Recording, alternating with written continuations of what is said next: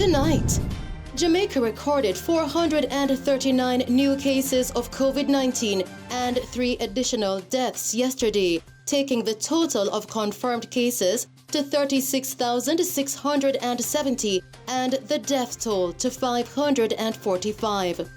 Government amends Disaster Risk Management Act. With this amendment, persons can be prosecuted for breaches without a formal warning being given, Madam Speaker, and I think it is critical important in this amendment. Still tonight, government allocates $126 million for vulnerable Jamaicans amidst the COVID-19 lockdown. In light of the program Triple Weekend Lockdown, the government of Jamaica will provide support in aggregate equivalent to $2 million per constituency, so a total of $126 million through representatives to assist citizens during these weekends of lockdown. And President of the Montego Bay Chamber of Commerce and Industry, Janet Silvera, says the majority of the members support the weekend lockdowns announced by Prime Minister Andrew Holness on Sunday.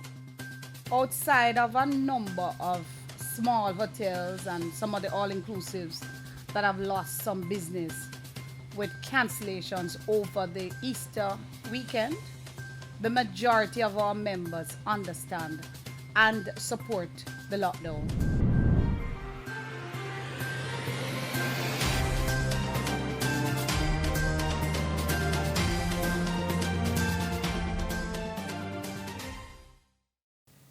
Good evening.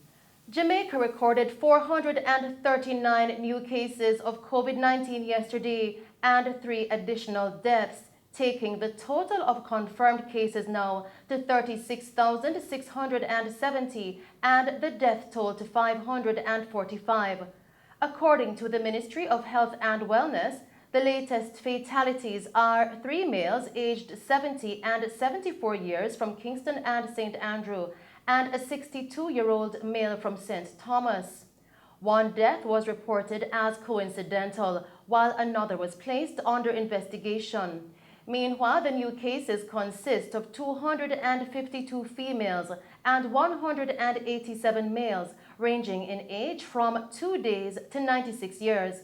The cases were recorded in Kingston and St. Andrew with 117 cases. Westmoreland recorded 45 cases. St. Catherine, 43, Manchester, 41, St. Thomas, 36 cases, Trelawney, 30, Portland, 27, St. Elizabeth recorded 26 cases, St. James, 23, Clarendon, 16 cases, Hanover, 15, St. Anne, 11, and St. Mary recorded 9 cases. The island also recorded 128 recoveries, taking the total of recovered persons now to 16,618. In other news tonight, lawmakers in the lower house yesterday gave the approval for a raft of penalties and other provisions under the Disaster Risk Management Act 2021. As such, persons who refuse to wear masks in public or break curfew orders will be fined thousands of dollars, among other measures. 40 offenses are now prescribed in the law, with 10 levels of fixed penalties ranging from $3,000 to $500,000.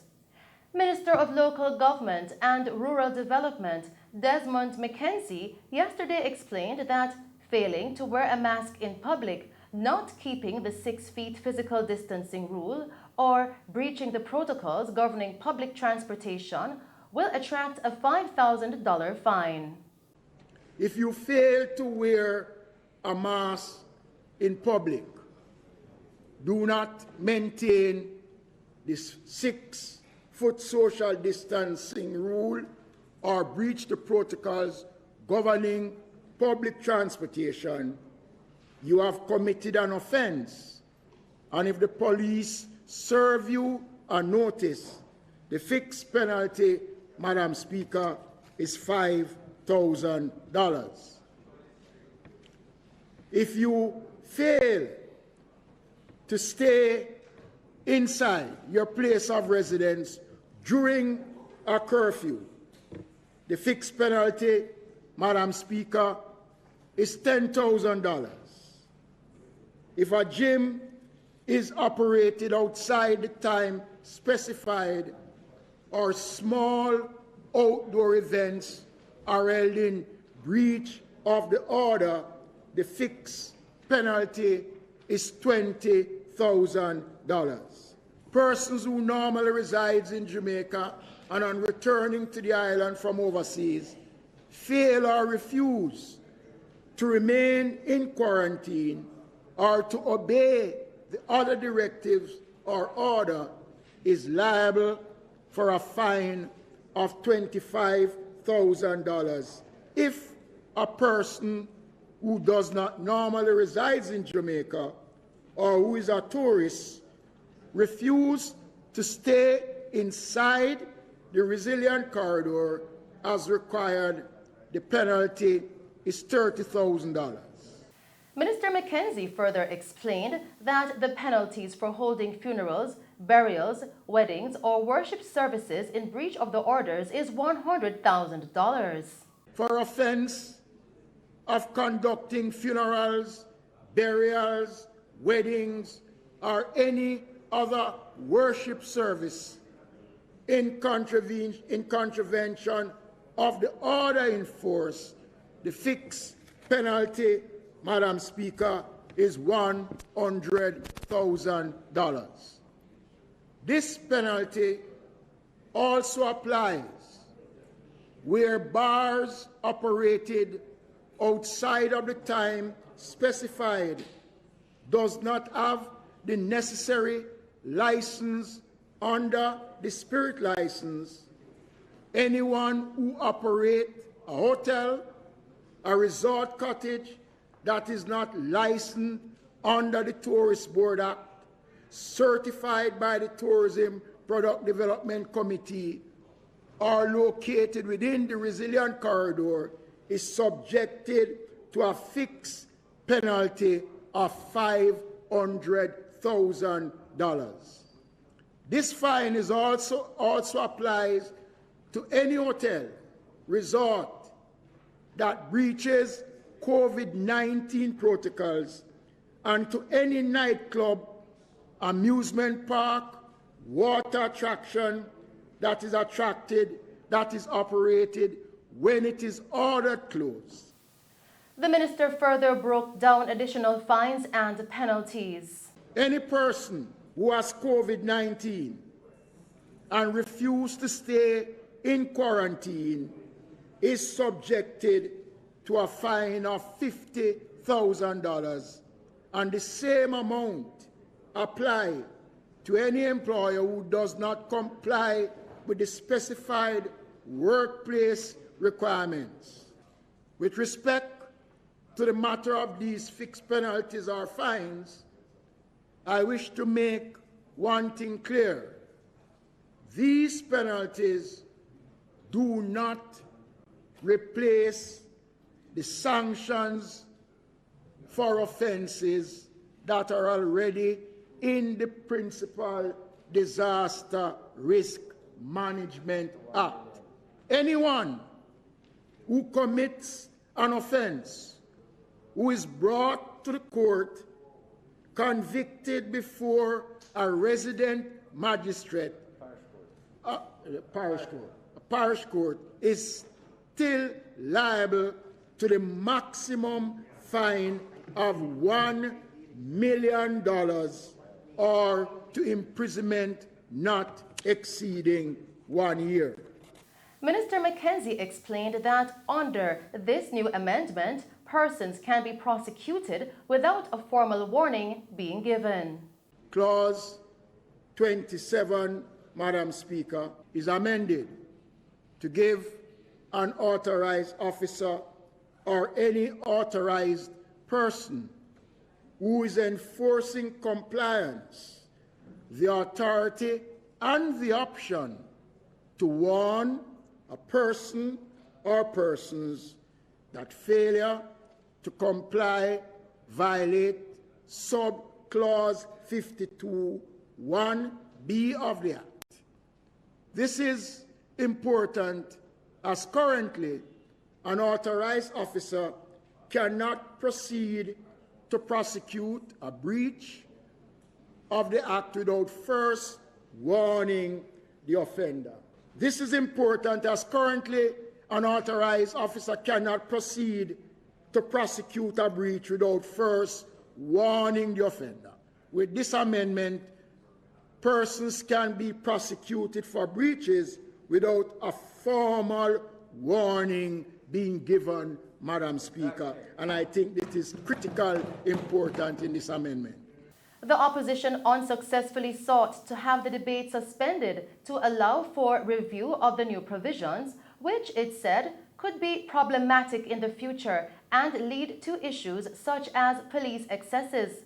Opposition leader Mark Goulding expressed strong reservations about the executive authority being given to determine criminal offences under the law without first seeking parliamentary approval. I do have some concerns with the bill. Conceptually, it is problematic, and I'll say why. The Act as it exists now allows the Prime Minister to make orders, grounds upon which the orders can be made or the objectives that the orders are to be made for are very broad. The orders are made under Section 26, and there is no offence for breaching an order under Section 26. Section 27 deals with the powers of authorized persons, policemen, and there's a whole long list of persons who are authorized persons for this purpose, and indeed that list is now being made even longer by this amendment. And a failure to comply with that, with an instruction given by an authorized person, if a warning is given for non-compliance and the warning is not heeded, is a criminal offense. But under the scheme of the Act now, as it stands today, the warning is mandatory. The offense is not committed if the warning is not given. Now, the scheme of the Act says that the Prime Minister can make these orders of his own volition. There is no parliamentary oversight whatsoever of those orders. And that was a permissible way of proceeding when this Act was originally passed, because the breach of the orders was not a criminal offense. Now we're changing that, because what this bill is doing is to make a breach of the measures required by the orders a criminal offense. And it's a criminal offense that's punishable by a fine of up to $1 million or by imprisonment for up to 1 year. So it is a serious thing we're talking about. Still making the news tonight, the government will provide support in the amount of $2 million per constituency at a budget of $126 million to assist citizens through 3 weekends of lockdowns that will begin on Saturday, March 27. Minister of Finance and the Public Service, Dr. Nigel Clark, made the announcement yesterday as he rose to close the 2021-2022 budget debate in the House of Representatives. He pointed out that while the lockdown will begin this weekend and will continue until April 12, the funds will be disbursed through the CDF, Constituency Development Fund, on April 1. And the evolving nature of the coronavirus public health dynamics could have an impact on budgetary outcomes. Uncertainties exist, as I said in my opening presentation, and yesterday's announcement, or Sunday's announcement, was a fulfillment of that reality.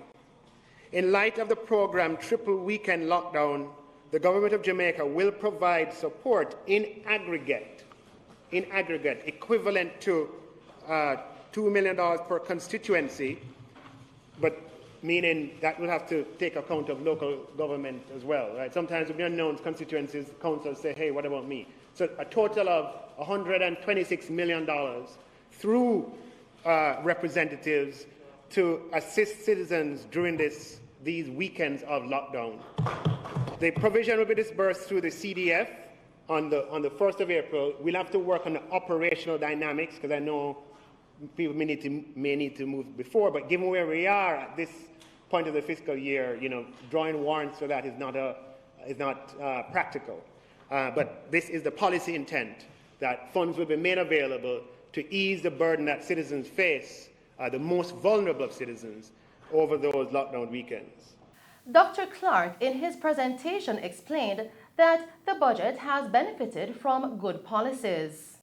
Madam Speaker, we have presented a budget that's aligned with the priorities of vaccination of the population against the COVID-19 and winning the battle against the virus, the priority of economic recovery, stronger and faster than before, social support for the vulnerable and those impacted by the pandemic, and continued financing of the provision of public goods and services on which our society and economy depend. And fifthly, the preservation of stability, which is a prerequisite of all other priorities. Madam Speaker, the budget has benefited from good policy, literally and figuratively. And Madam Speaker, policy matters, and good policy matters even more. On Sunday, Prime Minister Andrew Holness announced tougher measures to combat the unrelenting surge of COVID-19 cases. Among the measures are 3 consecutive weekends of lockdowns, the first starting this Saturday at noon, ending at 5 a.m. Monday, March 29. In news from St. James, President of the Montego Bay Chamber of Commerce and Industry, MBCCI, Janet Silvera, says the majority of the organization's members support the weekend lockdowns announced by Prime Minister Andrew Holness on Sunday. Outside of a number of small hotels and some of the all-inclusives that have lost some business with cancellations over the Easter weekend, the majority of our members understand and support the lockdown. Owing to the fact we are all aware that the situation is extremely bad at Cornwall Regional Hospital and that there are no beds available for persons who might turn up at the hospital, we feel that this was the only measure that could be taken at this time, and we support it wholeheartedly. We know that a number of our members are going to lose business, are going to lose money as a result. But sometimes you have to make the sacrifices. Government could have done a full lockdown, but they didn't. The 3 weekends, we know people are going to lose. However, we know also that it is for the good at the end of the tunnel. Ms. Silvera explained that the actions of those that refuse to follow the protocols have placed us in this predicament. Major improvement, particularly on aspects of the beach. For instance, at Azul Beach Resort, their occupancy level was there were about 70 people checked in on Saturday alone. So business is beginning to come back.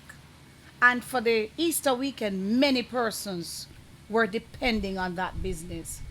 But you have one sector working towards reducing the coronavirus. And then you have another sector that is bent on disobeying the rules and regulations, have absolutely no respect for the law, and flaunts it as if it's nothing.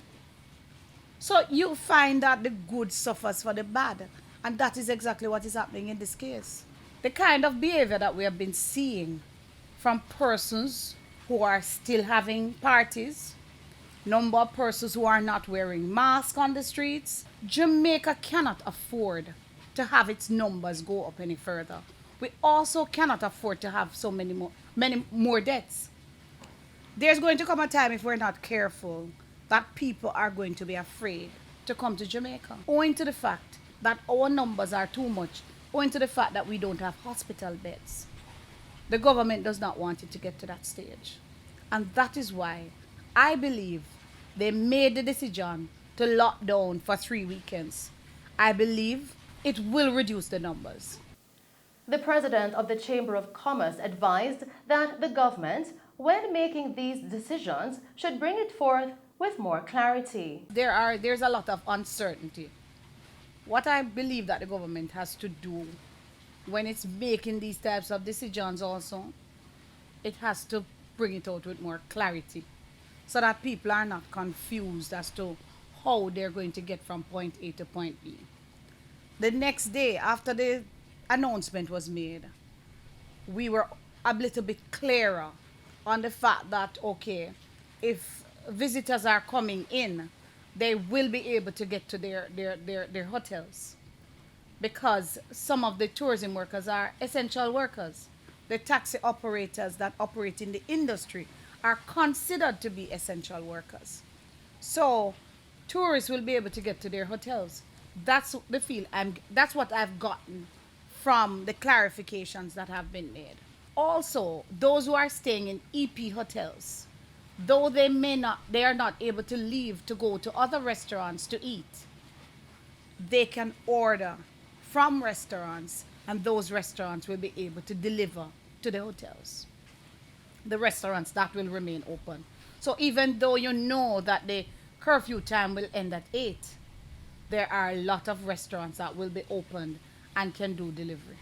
Continuing with the news tonight, Jamaica is to establish diplomatic ties with 2 additional African countries and a number of developing Pacific Island states. Minister with responsibility for information, Fable Williams, made the announcement today during the weekly post-cabinet media briefing. Cabinet gave approval for the establishment of diplomatic relations with the Republic of Liberia and the Togolese Republic. Jamaica has consistently sought to deepen relations with countries in Africa, given the shared historical connections. It is important for Jamaica to diversify its bilateral partnerships as a means of broadening the scope of engagement and the pursuit of opportunities for increased trade, investment, and political collaboration, as well as technical and economic cooperation. The African states represent a ready pool of countries with which Jamaica can explore such cooperation. The establishment of diplomatic relations with Liberia and Togo is in keeping with the policy objective of Jamaica to develop greater and more meaningful engagement with African countries to provide increased opportunities for economic, technical, and cultural cooperation and the pursuit of trade and commercial benefits. Minister Williams also announced that transportation and logistics support has been given to the sugarcane industry for the movement of 35,000 tons of sugarcane for the 2020 to 2021 crop year. Cabinet gave approval for the utilization of existing funds within the Sugar Industry Authority and the Sugar Company of Jamaica Holdings Limited to provide transportation and logistics support for the movement of 35,000 tons of sugarcane for the 2020-2021 crop year.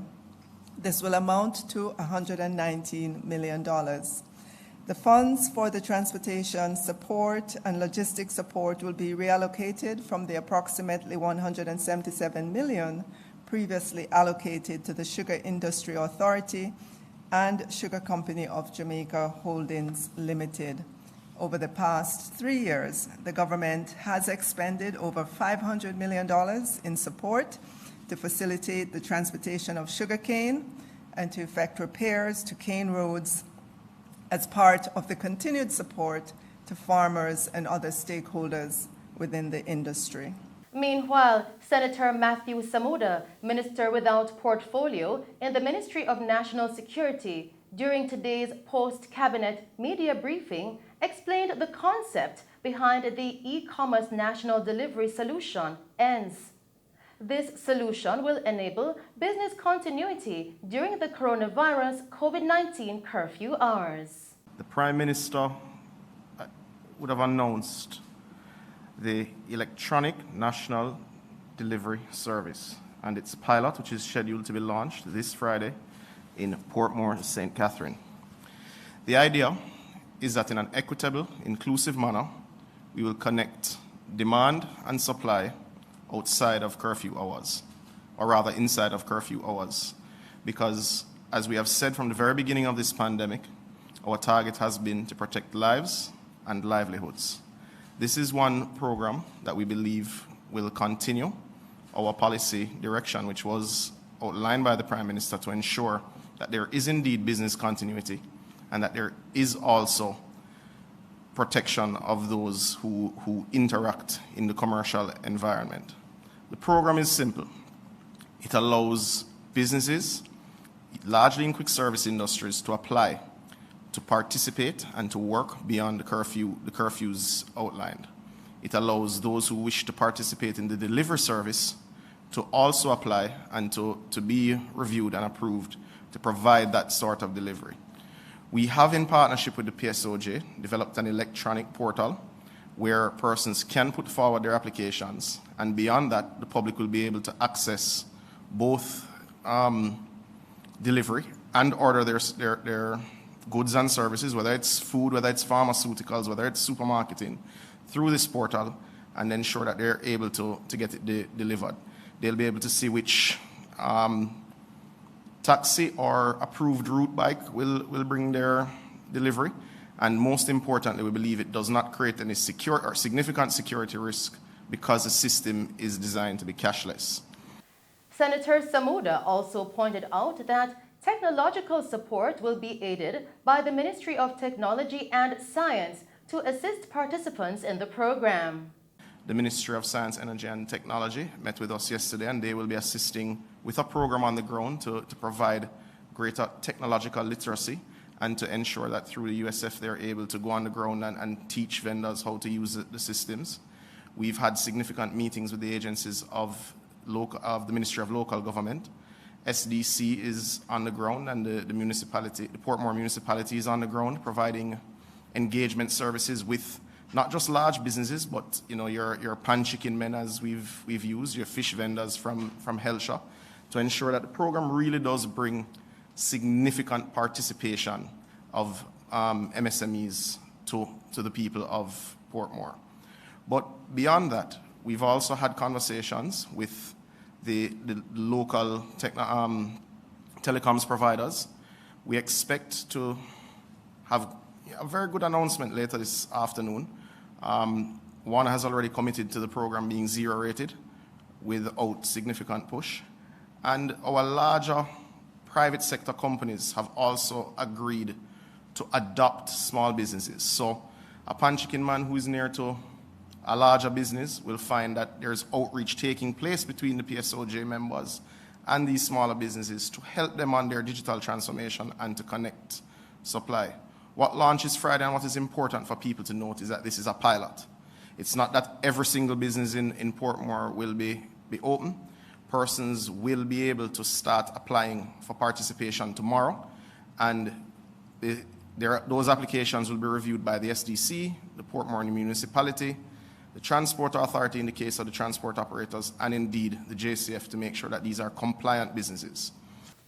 Still making Mello TV news, persons were seen yesterday filling up containers with molasses as a truck in the vicinity of Round Hill, Lucy, Hanover, was forced to park along the roadway as the substance ran freely throughout the streets onto nearby properties. Now, when our news team visited the area, Deputy Superintendent Rudolph Sweden, who is second in charge of the St. James Fire Department, explained what was done by the team to clean the roadway of the wasted molasses. We received a call of a molasses spill on the Round Hill main road this morning at about 8:52 a.m., to which 2 units responded. We presently have 14 personnel on the scene. On arrival, we saw a tanker transporting molasses from Lucy to Hampton. Somehow the tank ruptured and there's a large spill. So we're trying to contain it at the moment. Well, of course, it restricts the traffic and it is very slippery. So it would have spanned over probably 3 kilometers, so we have to be doing a lot of washing to the roadway presently. We are trying to contain the spill. We were told by the driver that he left out with 41 tons, which is a lot. So we are trying to contain it at the moment. One business owner who operates in the area said that he is praying for rainfall so the substance can be washed away quickly, as it created a total mess in his and other properties. My name is O'Keefe. I'm here at Great River a molasses truck had a hole in the side of it, and it parked over there. We asked it to move because it was flooding out the entire place with molasses. Then it rests down there, but it seems like the trail has been coming all the way from Round Hill.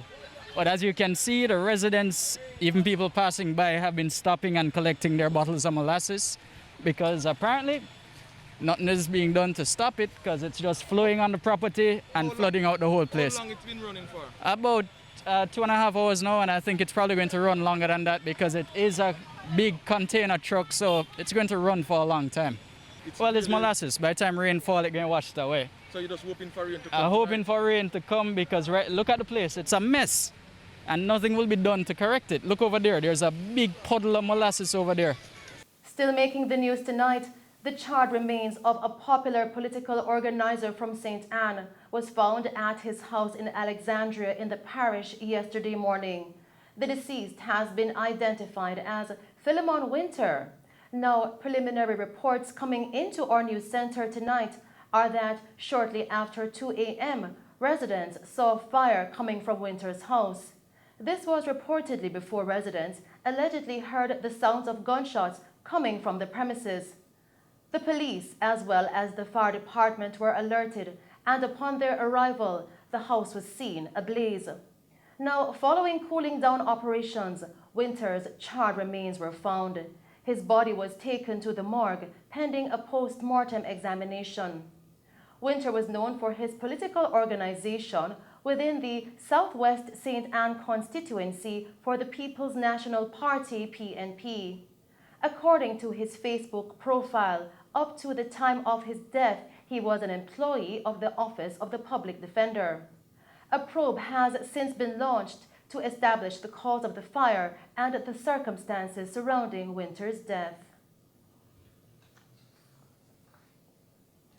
Meanwhile, the PNP's General Secretary, Dr. Dayton Campbell, expressed sadness at the killing of Philemon Winter, who was a former PNP constituency secretary for the Southwest St. Anne area. While Dr. Campbell did not comment on the specific circumstances which led to the killing of Mr. Winter, the General Secretary of the PNP expressed that Jamaica is currently contending with the COVID-19 pandemic as well as a runaway homicide rate. In light of this, the opposition says it is renewing its call for the Andrew Holness administration to take urgent action to control the island's murder rates. Dr. Campbell said, quote, "The government must take urgent steps to implement a crime management strategy that will give the nation some reprieve from the bloodletting," end quote.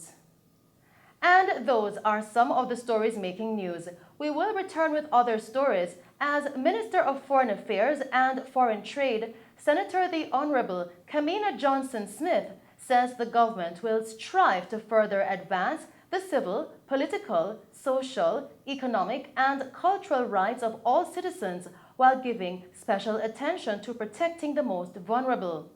And the Justice Ministry says it will be intensifying efforts to address the use of abusive methods by some parents and guardians in disciplining children. But first, we'll go to a break, and then it's over to Christopher Scott with the very latest in sports.